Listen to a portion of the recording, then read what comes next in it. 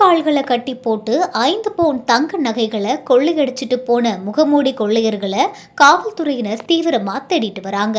இந்த சம்பவம் எங்க நடந்திருக்கு அப்படின்னா, சிவகங்கைக்கு பக்கத்துல இருக்கிற காளையார்மங்கலத்துல புதுவளவு பகுதியில் காளையப்பா செட்டியாரோட பூர்வீக வீடு இருக்கு.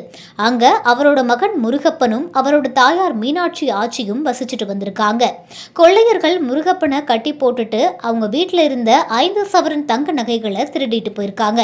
இது தொடர்பாக காவல்துறையினர் விசாரணை நடத்திட்டு வராங்க. காலையில் 4:30 மணி இருக்கும்.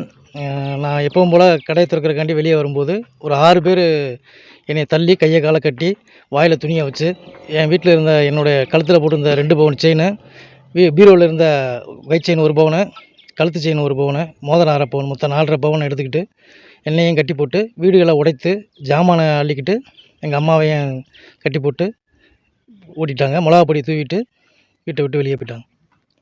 6 பேர் தமிழில் தான் பேசுனாங்க. லுங்கி தான் கட்டியிருந்தாங்க. லோக்கல் லாங்குவேஜ் தான் பேசுனாங்க. அடையாளம் தெரியாத அளவுக்கு மூஞ்சியில் முகமுடி போட்டிருந்தனால அடையாளம் தெரியல. மாதிரி இந்த ஏரியாவில் இதோ 4 வீடு நடந்திருக்கு. இது 5வது வீடு. இதுக்கு தக்க பாதுகாப்பு கொடுத்து நடவடிக்கை எடுக்குமாறு காவல்துறை கேட்டுக்கு. என் பேர் முருகப்பன்.